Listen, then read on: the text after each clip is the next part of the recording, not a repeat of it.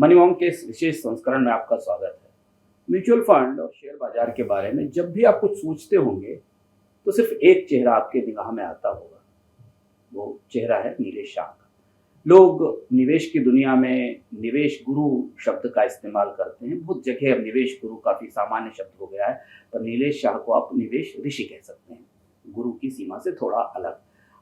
उनके बातचीत करने का तरीका, उनके संदर्भ, बहुत आसानी से सहजता से चीज़ों को बताना और बेहद जटिल वित्तीय निवेश की दुनिया में इस तरह से एक शिक्षक की तरह निवेशकों को भी और जो निवेश करने वाली कंपनियां हैं उनको भी जिस तरह से वो बताते हैं, उनको सुनना, उनसे बात करना अपने आप में एक अनुभव होता है। और हम आपको गारंटी देते हैं कि आज के इस मनी मॉन्क में वास्तव में वो मनी मॉन्क है हमारे पूरे उद्योग के। उनसे बात करके और उनको सुनकर आपको भी पता चलेंगी कुछ ऐसे सूत्र, कुछ ऐसी जानकारियां जो सामान्य रूप से आप म्यूचुअल फंड्स की कठिन कठिन रिपोर्ट में और एनालिसिस में नहीं जान पाते। तो आइए स्वागत करते हैं नीलेश शाह का। धन्यवाद सर। पहला सवाल हम शुरू करते हैं। कल हमारे पास आंकड़ा आया म्यूचुअल फंड का कि भारत में 3 साल के भीतर म्यूचुअल फंड के जो यूनिक होल्डर थे उनकी संख्या 2 करोड़ से 4 करोड़ हो गई। इस आंकड़े को आप कैसे देखते हैं? अंशुमन भाई, अगर पीछे देखे तो 4 करोड़ निवेशकों का विश्वास और 45 लाख करोड़ से ज़्यादा AUM बहुत अच्छा लगता है। बट जब मैं अपने आसपास देखता हूँ, आगे देखता हूँ, तो मुझे बहुत ग्लानि महसूस होती है। 18 करोड़ भारतीय ऐसे हैं जिन्होंने क्रिप्टो में निवेश करके, ट्रेडिंग करके पैसा कमाया। ज़्यादातर लोग नीचे के तबके के लोग थे। 10 करोड़ से ज़्यादा भारतीय गेम्स खेलते हैं, रमी, पोकर, और वहाँ पे पैसा खोते हैं। करोड़ों भारतीय लॉटरी के पीछे अपना पैसा लगाते हैं। 100 लोग खोते होंगे, एक बनाता होगा। 2 करोड़ से ज़्यादा लोगों ने पॉन्सी स्कीम में निवेश किया है।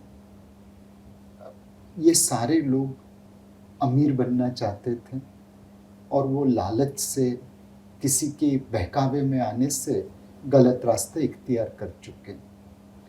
तो ये 4 करोड़ हमने जो निवेशक खड़े किए हैं, बहुत अच्छी बात है, बट हमें इसे और आगे लेके जाना है ताकि हर निवेशक जो अपनी फाइनेंशियल सिक्योरिटी चाहता है वो क्रिप्टो में लॉस न करे, लॉटरी में नुकसान न करे, गेमिंग में नुकसान न करे, ट्रेडिंग में नुकसान न करे, पॉन्जी स्कीम में नुकसान न करे, म्यूचुअल फंड के जरिए सही तरीके से निवेश करे और अपनी फाइनेंशियल सुरक्षिता प्रदान करे। नीलेश भाई, 20 करोड़ लोगों ने कम से कम लगभग अमीर बनने की जल्दी लालच में नुकसान उठाया, जो आंकड़े हमें सामने दिखाई देते हैं। पर आप आपने कहा कि जो ग्लानि और निराशा होती, जो हम लोगों को भी निराशा होती। भारत में 7 करोड़ लोगों के पास कारें हैं और केवल 4 करोड़ लोग म्यूचुअल फंड होल्ड करते हैं। अगर इस आंकड़े को आप समझने की कोशिश करें और देखें तो ऐसा लगता है कि म्यूचुअल फंड में निवेश करने वालों की क्षमता है देश में, पर फिर भी वो लोग म्यूचुअल फंड में नहीं आते। दूसरा आंकड़ा अगर अब आप देखें तो भारत में GDP और AUM का जो रेशियो है, अगर आप बैंकों में डिपॉजिट का रेशियो देखें तो वो 67-68% के आसपास है, जबकि AUM को देखें तो 15-16% के आसपास है। ये दोनों आंकड़े किस्म की असंगति, किस्म का पैराडॉक्स बताते हैं। तो ऐसा तो नहीं है कि लोगों के पास सेविंग के लिए पैसा नहीं है, एक। दूसरी चीज़ है कि उनको अपनी ज़िंदगी बेहतर करने के लिए कमाई की इच्छा भी नहीं है, नहीं तो वो 20 करोड़ लोग क्रिप्टो पूंजी में पैसा नहीं लगा रहे होते। फिर आखिर उनको क्या रोकता है म्यूचुअल फंड में आने से?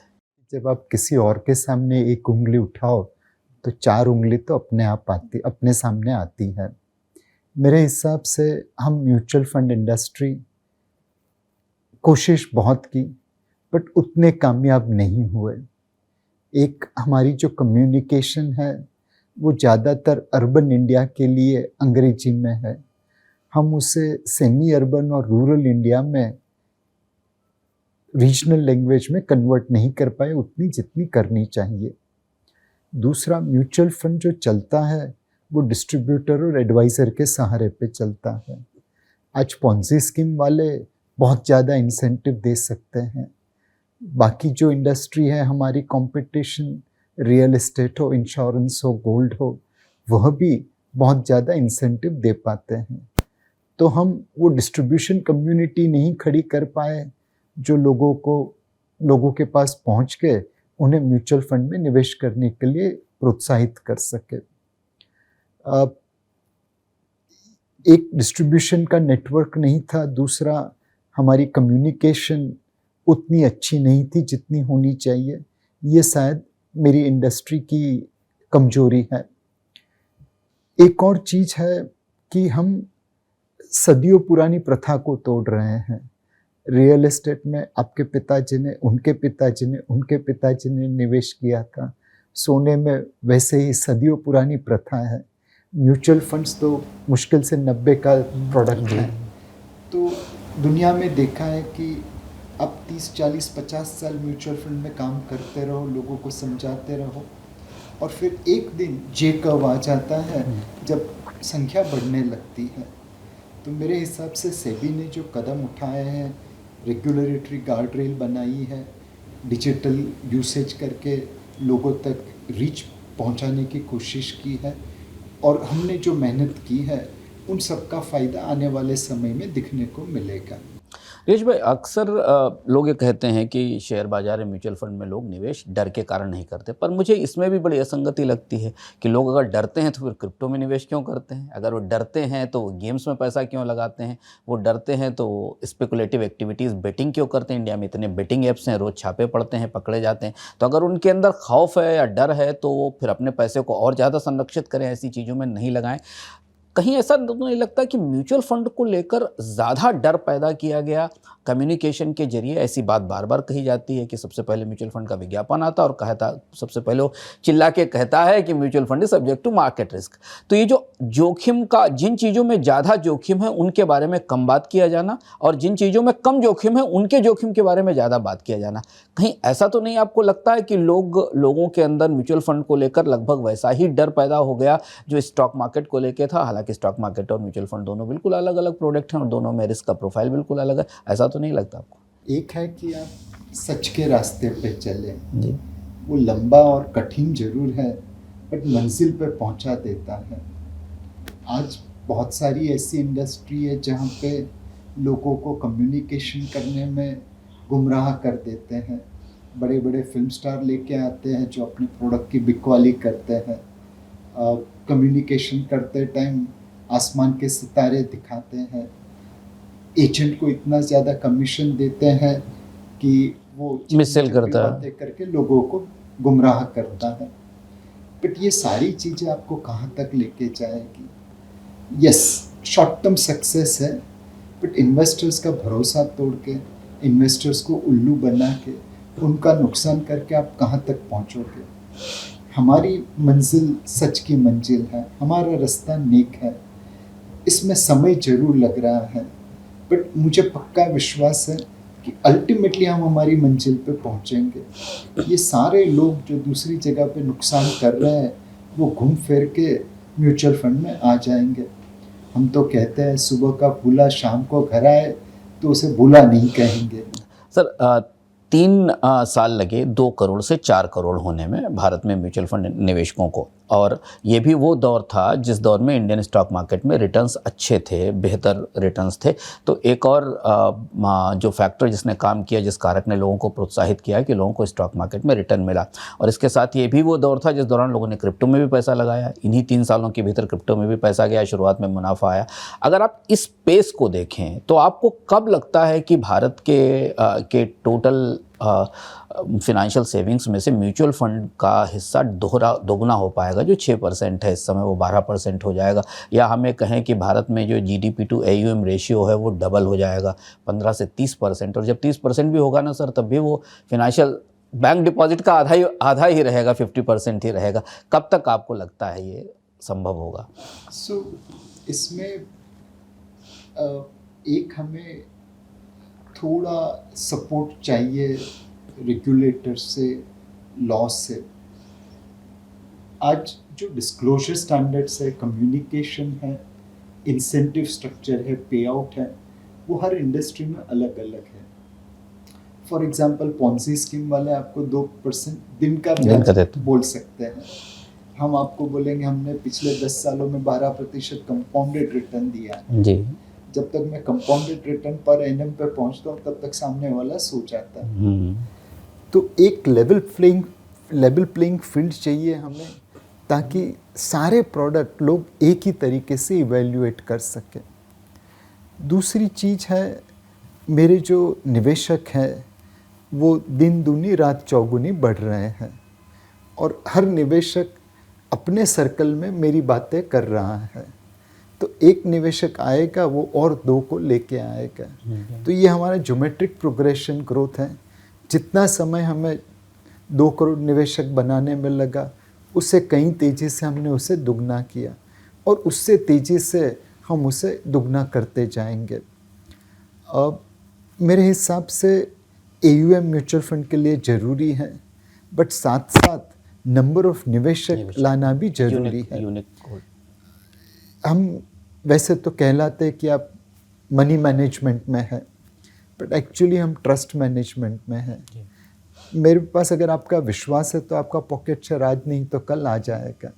अगर विश्वास नहीं रहा तो जो पॉकेट शेयर आया है वो भी आज नहीं तो कल चला जाएगा।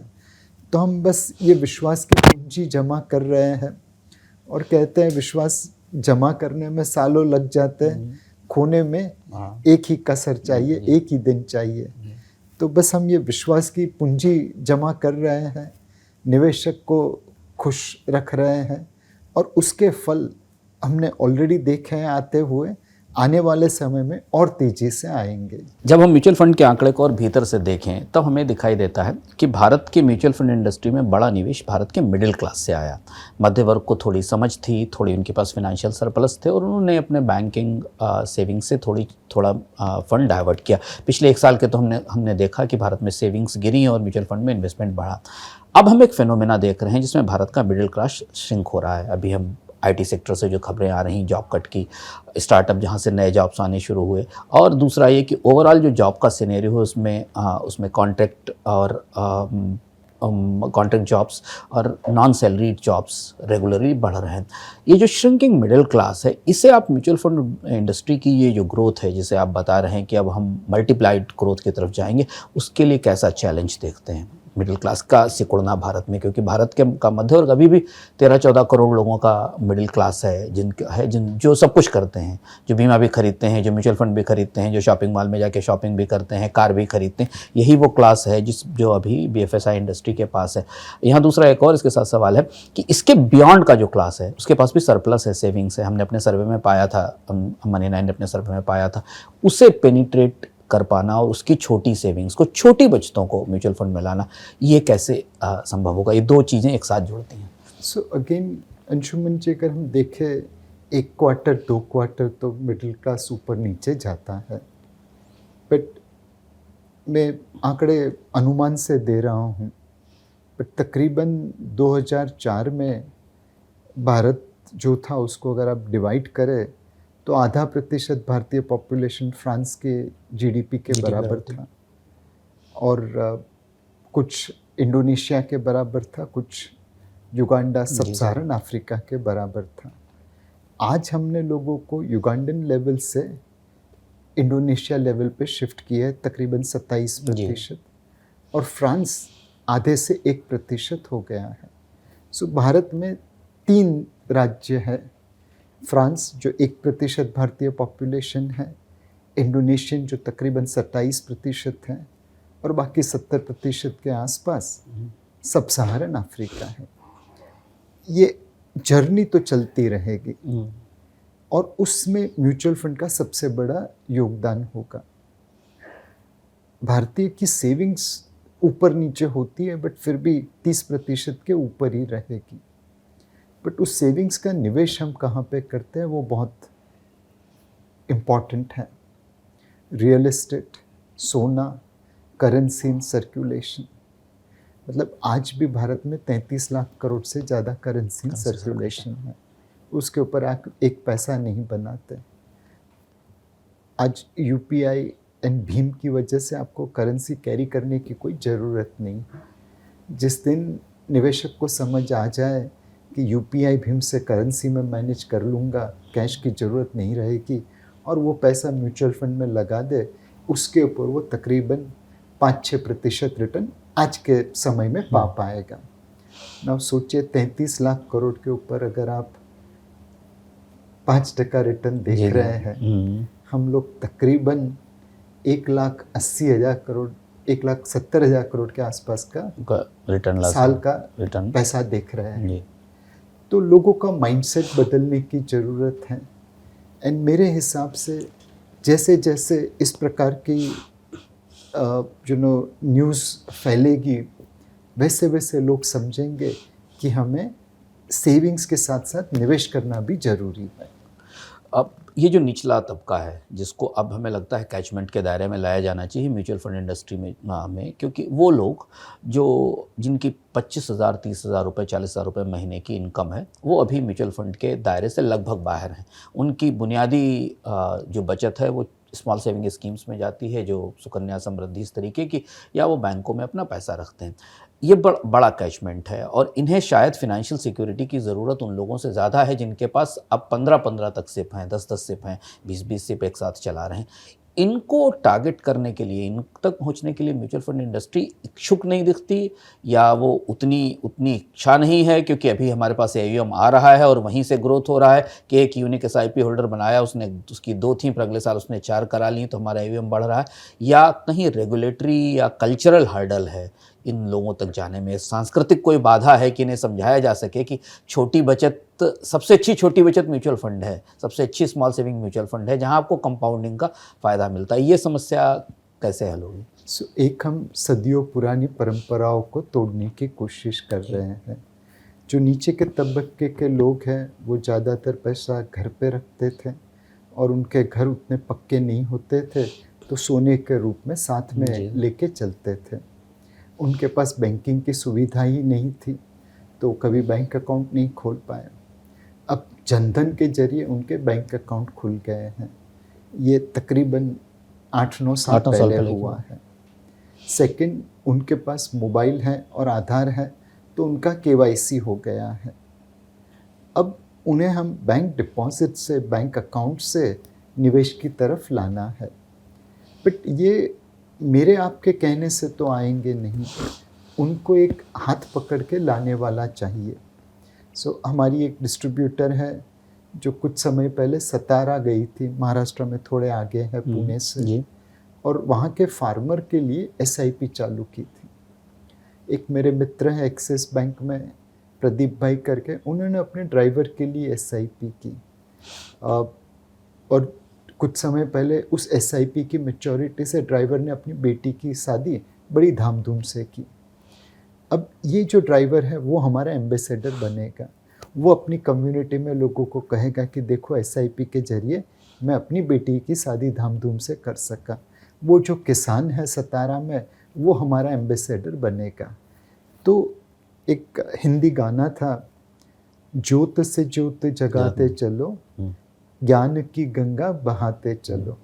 तो हम एक एक ज्योत जलाने की कोशिश कर रहे हैं।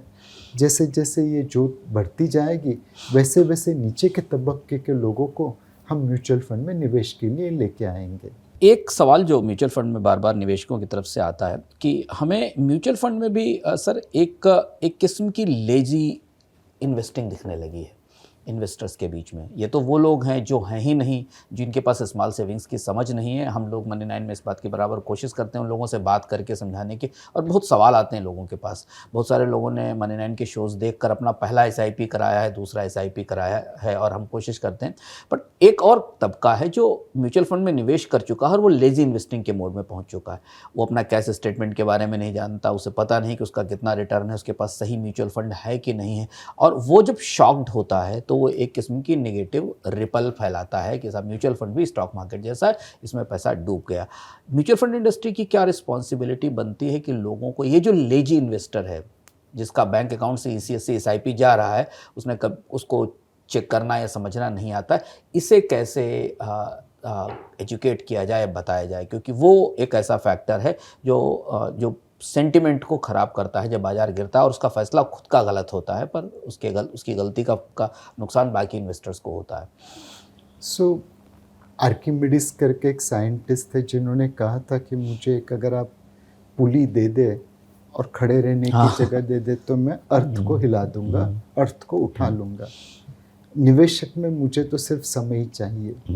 आप SIP करते रहिए और मुझे समय दे दीजिए, मैं आपकी एक्सपेक्टेशंस के अनुसार रिटर्न जनरेट कर ही पाऊँगा। हम लोग भारत की राइजिंग इकोनॉमी में बैठे हैं। जैसे समंदर में जब भर्ती आती है तो सारी बोट अपने आप लिफ्ट हो जाती है। भारतीय इकोनॉमी सारे फंड के परफॉर्मेंस को लिफ्ट कर देगी। मुझे तो निवेशक से सिर्फ समय चाहिए। वॉरेन बफे करके दुनिया के बहुत बड़े विद्वान हैं, उनके ऊपर बहुत सारी किताबें लिखी गई। तो किसी ने पूछा कि वॉरेन भाई, आप जो करते हो तो सबको मालूम है, आपके ऊपर इतनी सारी किताबें लिख गई, आप इतनी सारी बातें करते हैं, तो फिर दूसरा आदमी वॉरेन बफे जैसा क्यों नहीं बना? क्या ऐसी कोई तरकीब आपके पास है जो आपने लोगों को नहीं बताई? तो वॉरेन बफे ने कहा कि मैं जो करता हूँ मैंने सबको बता दिया है, लेकिन मेरी जो पैसे बनाने की पद्धति है वो बहुत स्लो है। उसके लिए लोगों के पास पेशेंस चाहिए। वो पेशेंस किसी के पास नहीं है, इसलिए दूसरा वॉरेन बफे नहीं बना। दूसरा वॉरेन बफे तब बनेगा जब वो मेरे कहे रास्ते पे चले और उसके साथ साथ उसके पास धीरज हो। सब्र का फल मीठा होता है। अगर निवेशक ने मुझे सब्र दे दिया, मैं गारंटी के साथ कह सकता हूँ कि उनके फल मीठे ही होंगे। ये लेकिन बड़ा इंटरेस्टिंग एनालॉजी है, और इससे हम इस और जानना चाहते हैं। हम ऐसी पीढ़ी के बीच में हैं जो सारी चीज़ें तत्काल चाहती है, वो जो अर्न करना चाहती है उसके पर बेहतर लाइफ की एक्सपेक्टेशंस हैं उसकी। वो अपनी सैलरी भी पूरी खर्च कर देती है 28 तारीख तक, और फिर 27 तारीख के बाद कर्ज लेना शुरू कर देती है क्रेडिट कार्ड पर। इस जनरेशन को, जिससे रिजल्ट्स बहुत जल्दी चाहिए अपने लिए और अपने जीवन को बेहतर कराने के लिए, बिकॉज हम एक ऐसी व्यवस्था से आ रहे हैं जहां हमने अच्छी स्टैंडर्ड ऑफ लिविंग नहीं देखी है, हमारे पेरेंट्स ने, हमारी पिछली पीढ़ी ने नहीं देखी, उससे इतना पेशेंस म्यूचुअल फंड में निवेश के लिए कैसे आएगा? क्योंकि यहाँ दोनों चीज़ें, एक अच्छी ज़िंदगी अभी जीनी है और म्यूचुअल फंड के रिटर्न बाद में आएंगे। जब शायद आप वॉरेन बफे 60 साल के हुए तब उतने रिटर्न उन्होंने जनरेट किए जब उन्होंने बिजनेस शुरू किया था। ये दुविधा हमेशा म्यूचुअल फंड निवेशकों के बीच में, और ख़ासतौर से ये युवा निवेशक है, जब उनसे कहा जाए कि आप SIP करना शुरू करिए तो उनको ये बात समझ में नहीं आती कि इतना धैर्य कैसे रखा जाए कि अभी मुझे चाहिए नया आईफोन और म्यूचुअल फंड में तो मुझे रिटर्न मिलेगा 8-9 साल बाद, 10 साल बाद। ये दुविधा आप कैसे देखते हैं लोगों के बीच में? एक आज की जनरेशन बहुत स्मार्ट है, उनके साथ आप लॉजिकली बात करो तो सारी चीज़ें समझ में आ जाती हैं। नॉट दैट यंग बच्चों को डिसीज़ होते हैं, बट अगर किसी को कोलेस्ट्रॉल है, ब्लड प्रेशर है, डायबिटीज़ है, तो वो साल भर की मेडिसिन एक साथ तो नहीं लेता कि चलो एक झटके से ठीक हो जाऊं। डायबिटीज़ की मेडिसिन हर रोज लेता है। तो कई कई जगह पे वो नियमों का पालन कर लेते हैं, बिकॉज उन्हें कन्विक्शन दिया गया है कि अगर आप रोज डायबिटीज़ की मेडिसिन लेंगे, कोलेस्ट्रॉल की मेडिसिन लेंगे, तभी जाके आपको फ़ायदा मिलेगा। मुझे भी उसी भाषा में उनसे बात करनी है कि ये सृष्टि का नियम है, सब्र का फल मीठा होता है। एंड इन्वेस्टमेंट है क्या? जब मैं रिलायंस का शेयर लेता हूँ, मैं मुकेश अंबानी के साथ पार्टनरशिप करता हूँ। बहुत छोटा सा पार्टनर बनता हूँ, बट है तो उनका पार्टनर ही। अब क्या भारत के सबसे अच्छे बिजनेसमैन रातों रात चमत्कार कर पाएंगे? जी नहीं, उनको भी तो समय लगेगा एक रिफाइनरी बनाने में, एक रिटेल बिजनेस खड़ा करने में, एक टेलीकॉम बिजनेस खड़ा करने में। तो भारत के सबसे अच्छे बिजनेसमैन को अगर समय चाहिए बिजनेस को बड़ा करने में, ग्रो करने में, तो एक उनका जो पार्टनर है, उनका जो निवेशक है, वो उससे पहले कैसे चमत्कार करके दिखाएगा। मेरे हिसाब से अगर हम नई पीढ़ी के साथ, लॉजिक के साथ, कन्विक्शन के साथ बात करें, उनके सामने फैक्ट्स प्रस्तुत करें, तो मेरे हिसाब से वो अपना लेगी। एक आखिरी सवाल और उसके बाद एक छोटा सा रैपिड फायर राउंड। आखिरी सवाल एक, जब हम आपसे बात कर रहे हैं तो दुनिया में 2 हिस्सों में युद्ध चल रहा है ना। एक युद्ध साल भर से चल रहा है और एक युद्ध जो शुरू हुआ ये कितना लंबा चलेगा और साल भर चलेगा पता नहीं। और भारत में पॉलिटिकल चेंज का और इलेक्शन का पूरा रोड मैप सामने है। हमारे पास विधानसभा के चुनाव और उसके बाद अगले साल तक जब उसके नतीजे आएंगे तब तक लोकसभा चुनाव की तैयारी शुरू हो चुकी होगी और शेयर बाज़ार अपने तरीके से डावाडोल है। इस परिस्थिति में लॉन्ग टर्म और मीडियम टर्म में भारतीय मार्केट्स के लिए को आप कहाँ खड़ा देखते हैं? मौजूदा परिस्थिति में, ख़ासतौर से हम डेली ट्रेडर्स और उनके लिए के संदर्भ में नहीं, जो निवेशक हैं, जो एसआईपी में अभी आना चाहते हैं, जो निवेश करना चाहते हैं, लॉन्ग टर्म में तो वो हैं, लेकिन उन क्या तस्वीर दिखती है भारतीय बाज़ार की आज की परिस्थिति में अगले 5-6 महीने के लिए? 5-6 महीने में क्या होगा कहना मुश्किल है, बट मैं 15-20 साल में क्या होगा वो बता सकता हूँ। एक समय था जब हमारी टैलेंट बाहर चली जाती थी, मैनेजमेंट स्कूल से निकलते थे, टेक्नोलॉजी स्कूल से निकलते थे, अमेरिका यूरोप की तरफ चले जाते थे, बिकॉज़ उस समय भारत में अपॉर्चुनिटीज़ नहीं थी, पैसा नहीं था, यहाँ पे रहते तो करते क्या। आज वो टैलेंट भारत में रह रही है। कल जो टैलेंट बाहर चली गई वो आज की फॉर्च्यून 500 कंपनी चला रहे हैं। सत्या नडेला माइक्रोसॉफ्ट चलाता है, सुंदर पिचाई गूगल चलाता है, शांतनु नारायण अडोबे चलाता है। वही लोग आज कह रहे हैं कि आज के भारत में अगर हम पैदा होते तो हम भारत नहीं छोड़ते। ये टैलेंट जब भारत में रह जाएगी तो उन्हें प्राइवेट इक्विटी वेंचर कैपिटल पैसा देने बैठा है। 90,000 स्टार्टअप है जहाँ पे $140 बिलियन मोटा मोटा निवेश हो चुका है। कल की फॉर्च्यून 500 कंपनी भारतीय टैलेंट भारत में खड़ी करेगी। दूसरी चीज़, टैलेंट के साथ साथ आपको इंफ्रास्ट्रक्चर चाहिए। जितना इंफ्रास्ट्रक्चर हमने 2013 के पहले खड़ा किया, उतना ही इंफ्रास्ट्रक्चर 2014 से 24 के बीच में बन रहा है। सो टैलेंट है, कैपिटल है, इंफ्रास्ट्रक्चर है, तो ग्रोथ की तो कमी रहेगी नहीं। और इस वक्त इंटरनली चीज़ें तो हमारी फेवर में है ही है, एक्सटर्नली भी चीज़ें हमारी फेवर में आ रही है। एक कहानी थी बिरबल की, जब अकबर राजा बिरबल को कहते हैं कि ये लाइन को आप बड़ी करके दिखाओ और टच मत करना, छूना मत। बिरबल ने नीचे एक छोटी लाइन ड्रॉ की, बड़ी लाइन, ऊपर वाली लाइन अपने आप बड़ी दिखने लगी। हमारी इकोनॉमी तो अच्छा कर ही रही है, बट जो हमारे कॉम्पिटिटर्स हैं, पीयर्स हैं, उन्होंने सेल्फ कॉल करना चालू किया। रशिया ने यूक्रेन पे धावा बोला, कोई निवेश नहीं करेगा। चाइना को ताइवान के ऊपर कुछ करना है, लोग निवेश करने से झिझक रहे हैं। ताइवान में कोई निवेश नहीं करेगा, चाइना का डर है। साउथ अफ्रीका में सोशल टेंशन बहुत है, इकोनॉमिक पॉलिसीज़ काफ़ी ख़राब है, तो लोग पैसा नहीं लगाएंगे। ब्राज़ील में कम्युनिस्ट सरकार है, लोगों को निवेश करने में डर लग रहा है। इमर्जिंग मार्केट में जब आप देखें कि बाकी सबकी लाइन छोटी है तो हमारी लाइन वैसे ही बड़ी लगने लगी है। अब इसका फ़ायदा हमें उठाना है।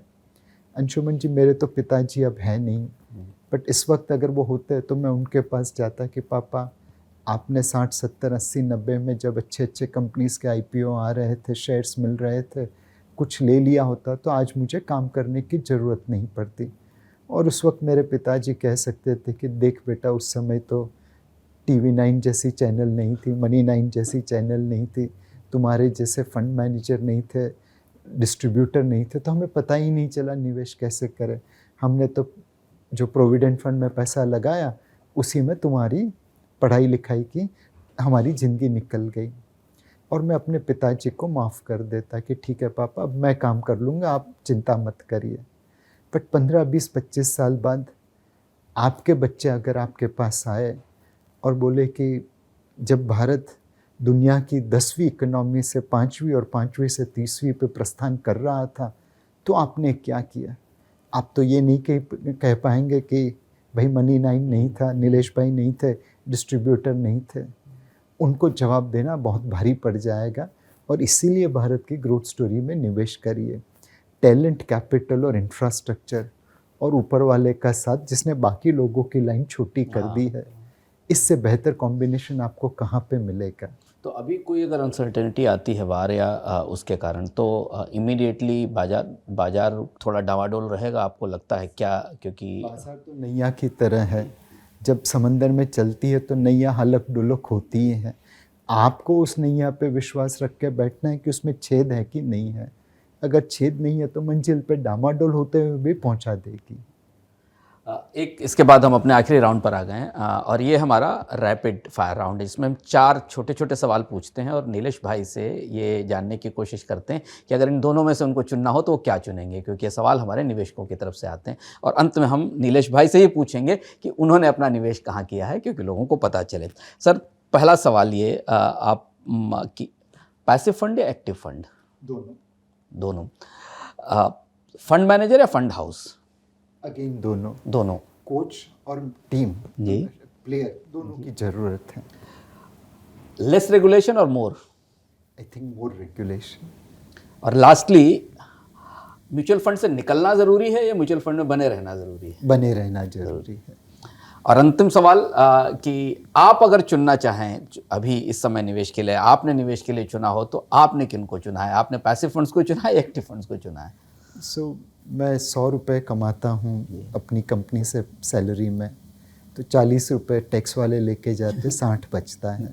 10 रुपया मैं EPF और प्रोविडेंट फंड में लगा देता हूँ, 10 रुपया न्यू पेंशन स्कीम में लगा देता हूँ, तो और 60 में से 20 गए, 40 रह गए।